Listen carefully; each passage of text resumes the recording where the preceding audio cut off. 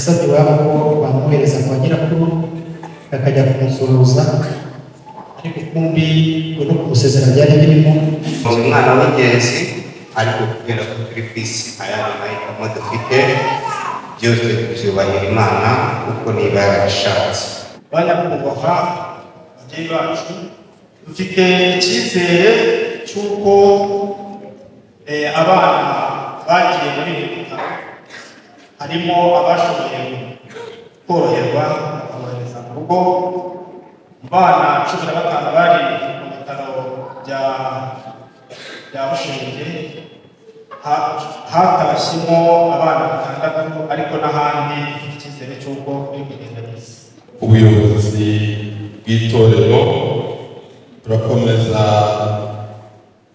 kwihanganisha umuryango mugari nyarwanda, kandi by'umwihariko dukomeje gufatanya n'ubuyobozi bw'ikigo ndetse n'inzego za leta ndetse n'imiryango, by'umwihariko duteranije hano abana babo babuze.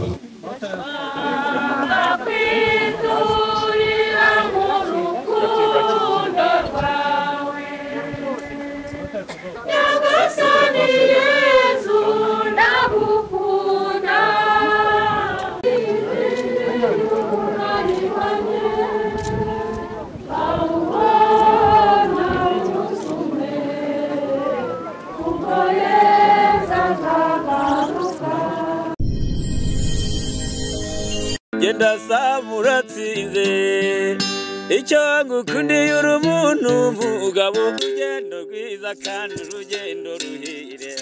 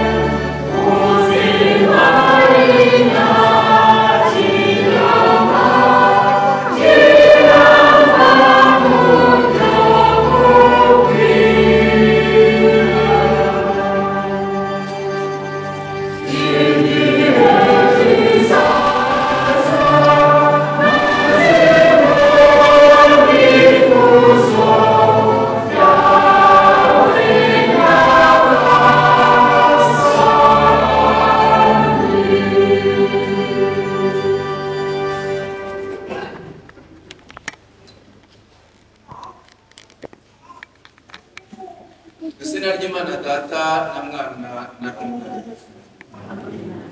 Ineza y'Umwami wacu Yesu Kristo, urukundo rw'Imana Data n'ubusabane bw'Roho Mutagatifu bihorane namwe.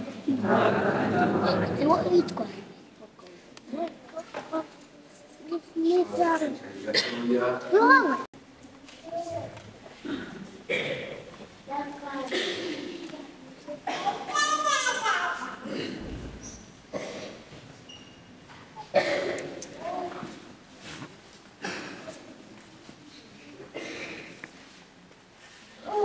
Kristo Yesu Kristo yarangwaga no gukura no kumvira ndetse n'ubugwaneza kuko yakundaga baraseka cyane ko harimo umuntu we bakugendana cyane batakundaga no gusigana iteka ryose bakaba bari kumwe rero bakora n'imana bakaba bari kumwe n'abakaba bari kumwe Imana muri koroherwa yegera ku rugero no mu bandi bana ndetse no mu baturage ndetse no ku ishuri akaba nk'umwana Imana uko yitegurira abana bayo akaba yarakundaga n'igikorwa cyo gusenga akiri mutoya. Icyatangaje burya imigenderere ya Imana iri gutegura abayo ku cyumweru yasabye iwabo ko bamwohereza kwa nyirakuru akajya kumusuhuza ariko kumbi no kumusezera byari birimo ariko ntabwo bamenye yaragiye aramusuhuza ndetse banamuherekeza aragaruka kugira ngo ashobore kujya ku ishuri kuwa mbere. Yababwiye rero yishimye cyane ko icyifuzo cye kibariwe n'ababyeyi be. Yitabye Imana kuri 19 z'ukwa cyenda 2024 azize nyine impanuka yabaye. Yari umwana n'abandi nabo yabimuziranenge umumarayika kandi Imana yamukoze kuturusha yaramwishimije batamusabira Imana biruhuko ridashira mwakiri mu bari kandi kumeze n'umuryango ndetse n'abandi bakomeretse muri impanuka Imana ibahe gukira.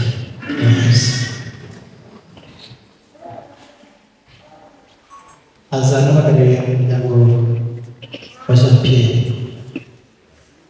Rema.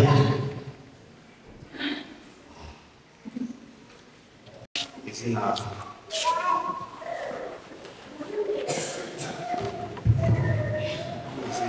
y'umuryango wa Jean Pierre Tegekimana na Madamu twikomeje namwe mwese mwatabaye abakoresha turi hano ikibazo twese tuziranye cyo kubura bamwe mu bana bacu. Umwana Lance Liliade umwana wo mu muryango wacu, umwana twabuze twari tukimukeneye. Umwana yavutse ku itariki 19 z'ukwezi kwa cyenda,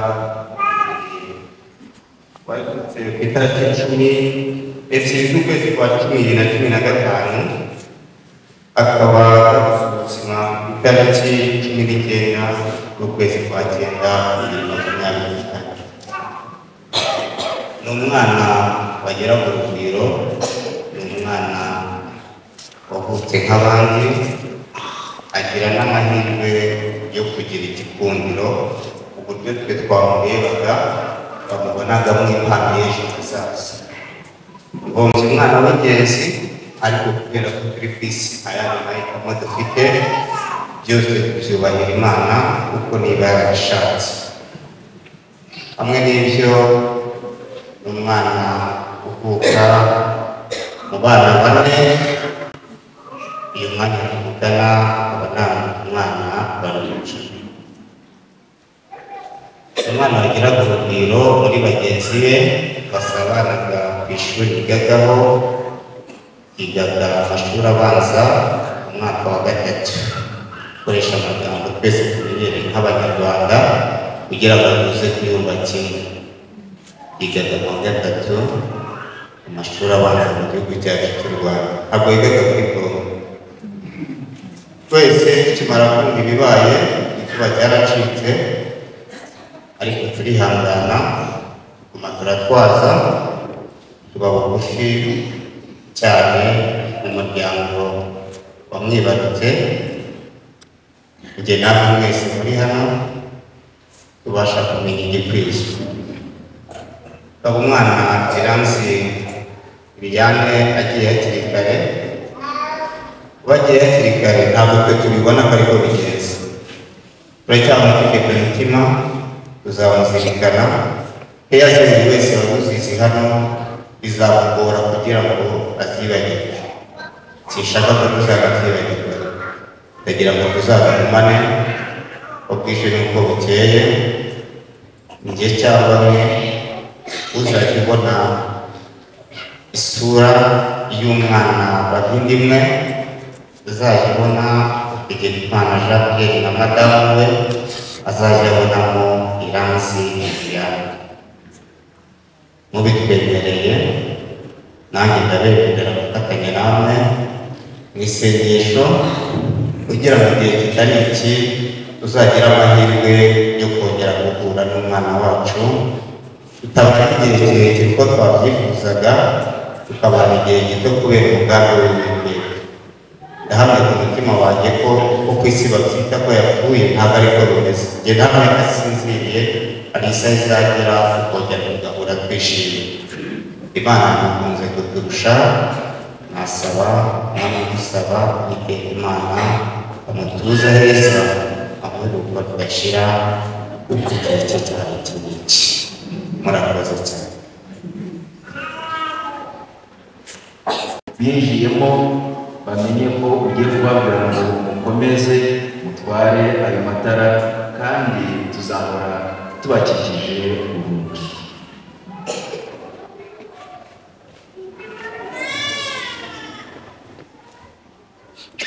Baracana itara rya Pasika Yesu Kristo azutse, hanyuma bashyire bakikize kuri iruhande rwa buri mwana.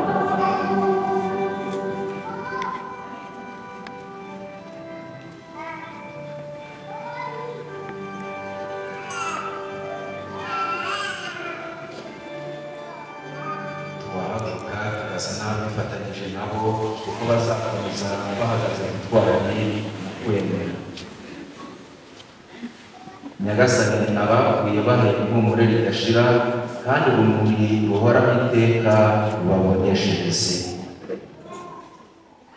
Bitewe n'uko rero urupfu aruruzana muri twe umwijima utandukanye cyangwa utandukanya, dusabe imbabazi.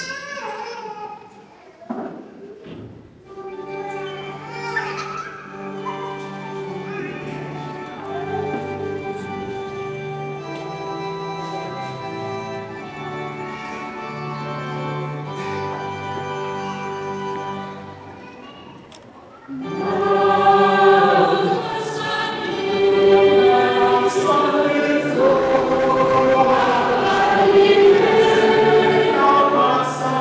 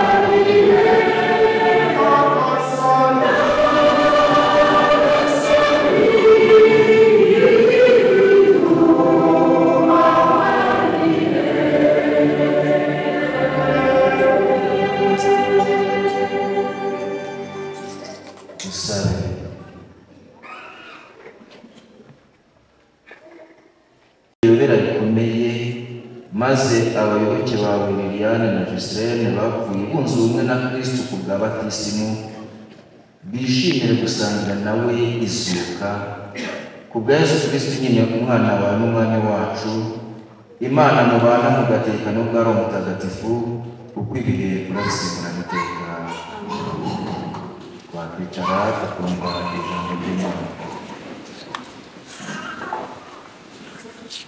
Oh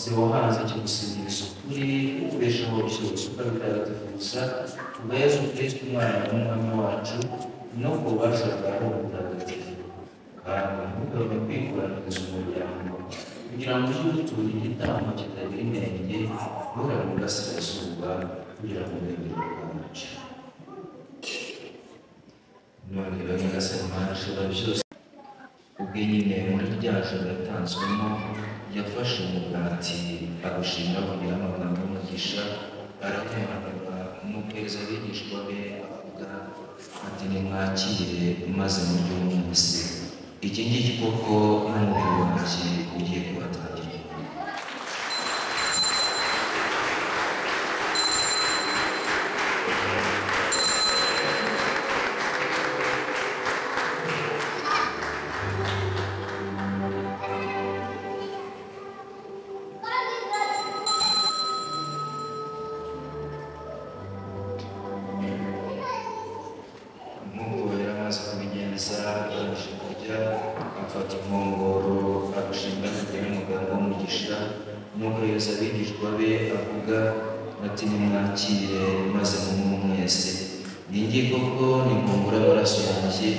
Isezerano rishya kandi rizabonekera agiye kumererwa mwebwe n'abandi bose kugira ngo mugirirwe imbabazi z'ibyaha. Ibi mujye mubikora urwibutso rwanjye.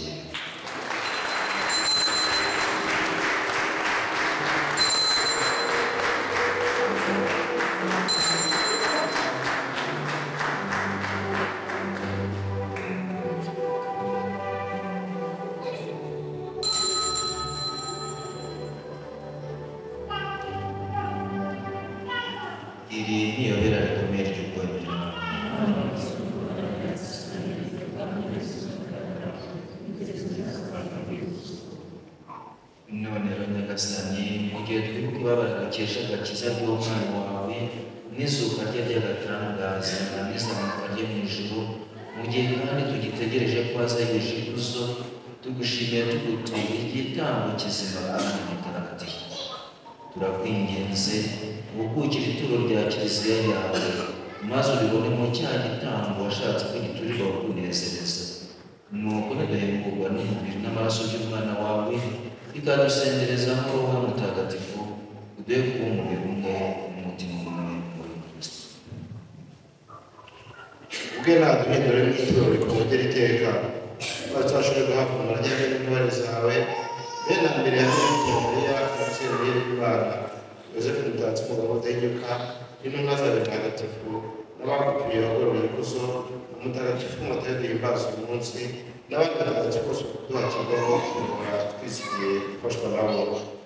Turakwinginze Nyagasani igitambo twatuye kwitwaraho ikirangira isi yose amahoro n'igiciro kizaba kiri mu rugendo ku isi ry'ibambe rikomeze mu kwemera no mu rukundo hamwe n'umugaragu wa Papa Francisco n'umwepiskopi wacu Eduard n'urugaga rwose rw'abepiskopi n'abatorewe umurimo wa leta bose n'imbaga yabo bigaruriye bose. Nyagasani iri mwumva amasengesho y'uyu muryango wawe ushatse ko ushengerera kandi dawe gira ibambe abana bawe bose batatanye kugira imbabazi wahurize ubumwe abavandimwe bacu bapfuye cyane cyane Diane Logisirene dusabira kimwe n'abandi bose bavuye muri ubu bugingo bakurutse ugira impuhwe bakira mu ngoma yawe aho twizeye kuzakora tugasengerezwa ikuzo ryawe hamwe nabo iteka ryose ubwa Yesu Kristo umwami wacu ari nawe nyine isengesho ryiza rwose uhora uyigarurira.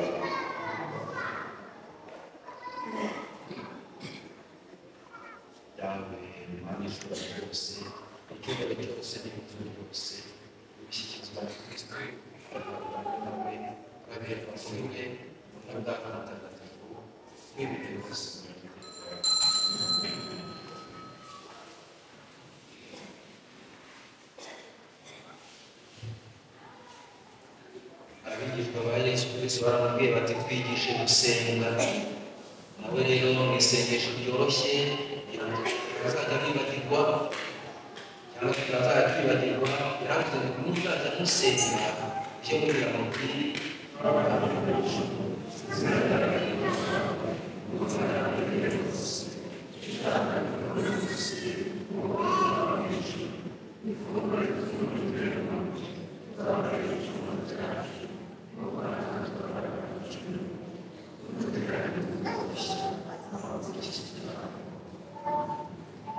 Nyagasani turakwinginze mu bikizi byawe byose, ibihe turi mu bisakazo n'amahoro, impuhwe zawe ziturengere igikizi cyawe cyose, ziturinde n'amakuba yose mu gihe tugitegereje ya mizero muhire no kuza k'umukiza wacu Yesu Kristo.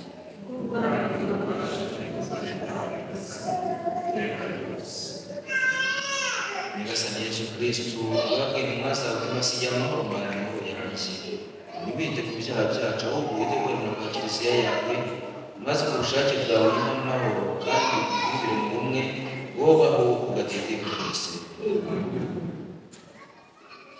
Nimugire iteka amahoro Nyagasani.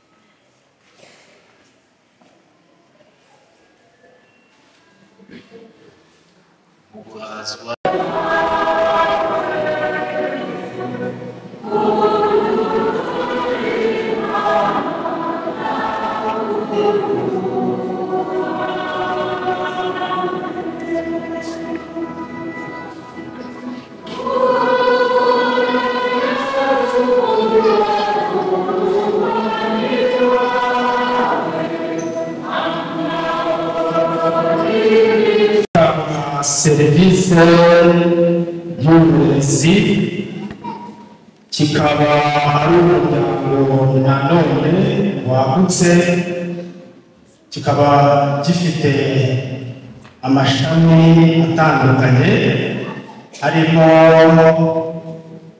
St. Matthews Ntendezi, St. Matthews Nyamasheke ndetse na St. Matthews Gashonga na Rusizi. Nk'uko bisanzwe bizwi ko ari ikigo gitanga serivisi y'uburezi,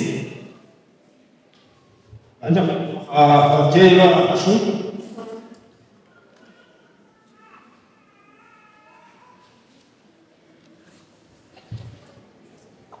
ishami rya St. Matthews Ntendezi ryatangiye umwaka ushize, dutangira turi kumwe n'ababyeyi benshi ndetse n'abana batandukanye, kandi kuva cyatangira twakoranye neza kandi ibintu byose byagenze neza, nubwo hatabuzemo ibibi, aho ku itariki 19 z'ukwezi kwa 9 ubwo imodoka cyura abana bajyana mu rugo yari ivuye mu kigo mu masaha ashyira saa 10 yerekeza muri Rukota, habonetseho impanuka idasanzwe yakomerekeje abanyarwanda bose muri rusange ndetse n'ababyeyi, ariho habonetsemo abakomeretse bidasanzwe ndetse hakabonekamo n'ababura ubuzima. Tukasanga ababuze ubuzima ari abana babiri, Iranzi Liliane abizera hirwa Gisele abo ni abana bacu twabuze kandi turabona tukibakunda. Banyakubahwa ababyeyi bacu, bana bacu, ndagira ngo mbabwire ko aba bana twabuze bari abana beza cyane ku bijyanye n'imyitwarire, imyizerere ndetse n'imyigire. Ku bijyanye n'abakomeretse twifashishije inzego zitandukanye, harimo inzego za leta, harimo inzego z'ubuyobozi ndetse na za minisiteri badufashije gushyitsa abo bana bakomeretse ku bitaro bitandukanye, harimo Shenge, Rusizi. Banyakubahwa ababyeyi bacu, dufite icyizere cy'uko abana bagiye muri ibi bitaro harimo abashoboye koroherwa bakabohereza mu rugo. Mu bana 15 bari mu bitaro bya Bushenge hatashyemo abana 6, ariko n'ahandi dufite icyizere cy'uko biri kugenda neza. Turashimira inzego zitandukanye, Minisiteri y'Uburezi, Minisiteri y'Ubutabera, Minisiteri y'Ubuzima ndetse n'Abanyarwanda muri rusange kuko uruhare bagize mu bintu nk'ibi bidasanzwe. Kandi mu izina rya St. Matthews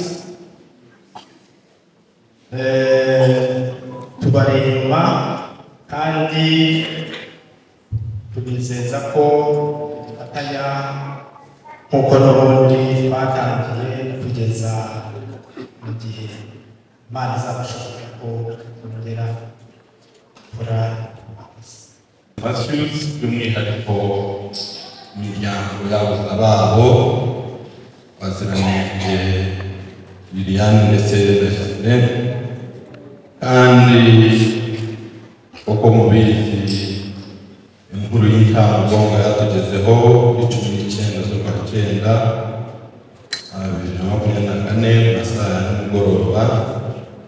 Rero ubuyobozi bw'itorero turakomeza kwihanganisha umuryango mugari nyarwanda, kandi by'umwihariko dukomeje gufatanya n'ubuyobozi bw'ikigo ndetse n'inzego za leta ndetse n'imiryango, by'umwihariko duteranije hano bw'abana babo babuze ubuzima, kandi uko ijambo ry'Imana ritubwira urwandiko rwa 2 Pawulo yandikiye Abakorinto mu gice cya 4, Imana Data wa twese w'imbabazi duhumurize mu makuba yacu yose kandi dukomeze muri ibi bihe bigoye. Dufite n'ijambo yo gushima, by'umwihariko dushima Imana yakiza akaboko abagize impanuka yabereye. Nta cyizere twari dufite ko hashobora kugira roho, ariko amakuru dufite ni uko abana bari bagiye mu bitaro 16 bamaze gutaha, kandi n'abandi barimo boroherwa. Tukaba dushima inzego za leta uhereye ku rwego rw'igihugu, ku ntara, ku karere, ukamanuka ukagera no ku kagari ndetse no mu mudugudu, bagaragaje icyo twita umuturage uba ku isonga icyaricyo.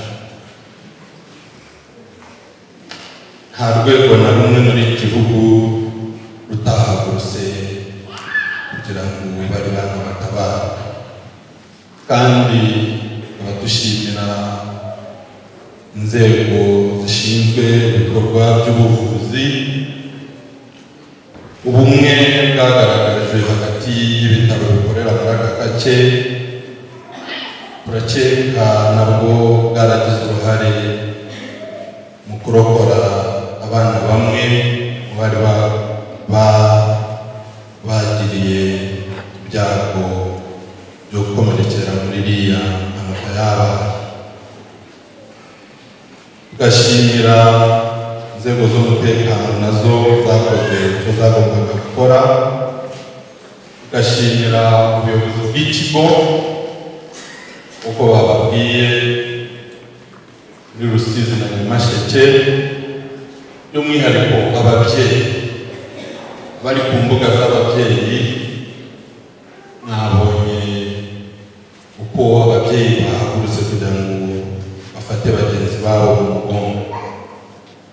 Uyu muco w'ubumwe, ubutabarana, urukundo ukwiriye gukomeza kuturanga nk'Abanyarwanda, kandi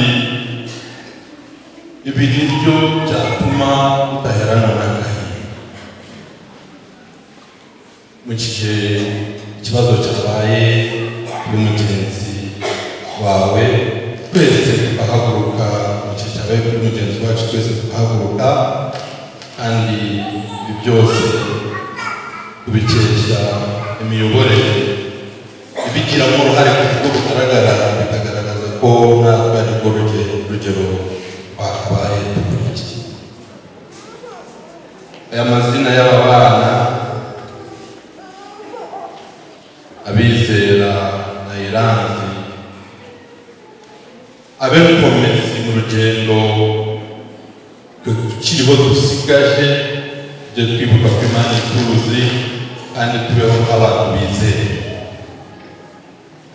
Nitutabaho nk'abantu bizera, nitunazirikane ko Imana ituzi kurusha uko twe twiyizi cyangwa badutaye batuzi, ndetse n'uko ubuyobozi bw'igihugu butuzi, tuzahora dufite kwiheba muri twe.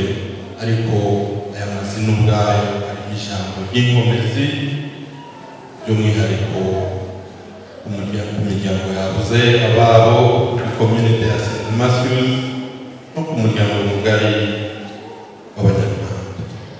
Dukomeze twihangane kandi dukomere. Imana abane natwe.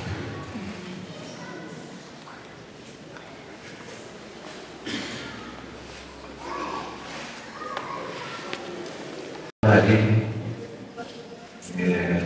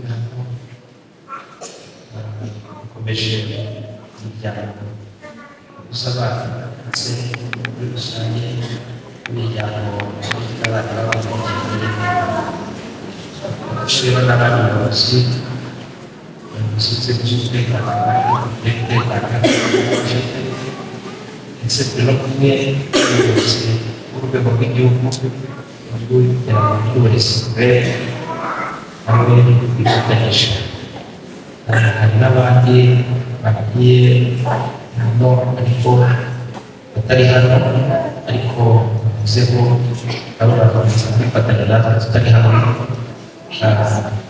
bari kuri natwe murakoze cyane. Tugiye gukomeza.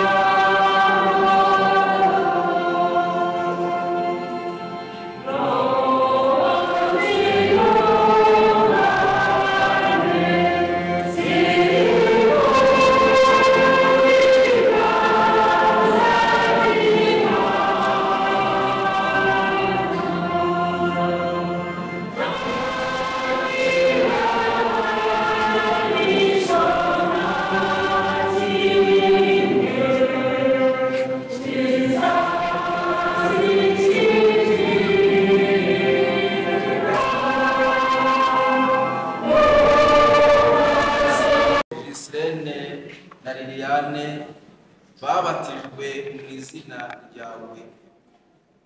Umugisha wawe ubaherekeze mu izina ry'Imana Data na Mwana na Roho Mutagatifu.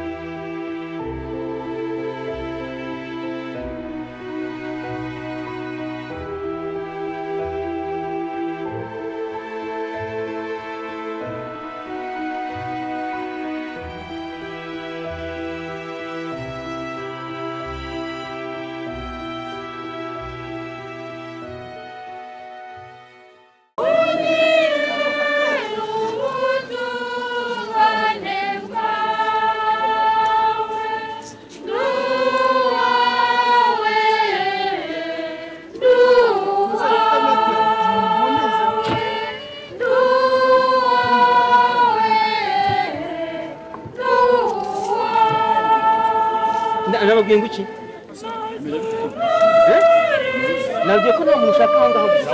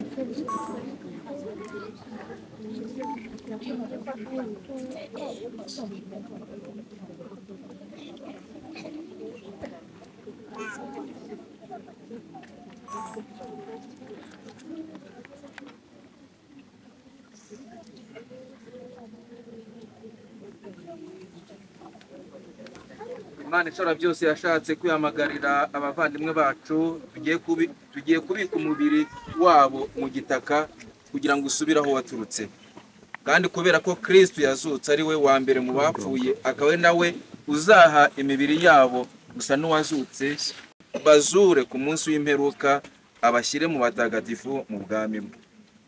Nyagasani muhiruko ridashira.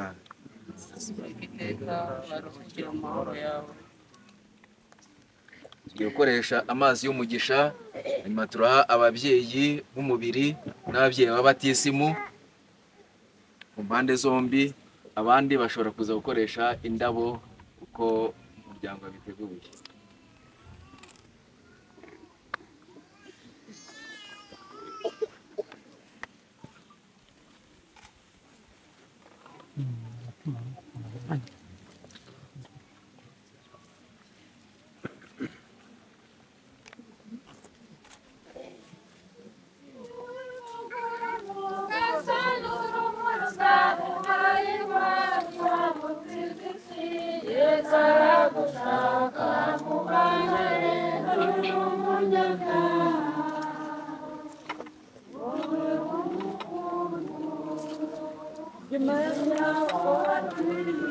Abasore twakoranye bazi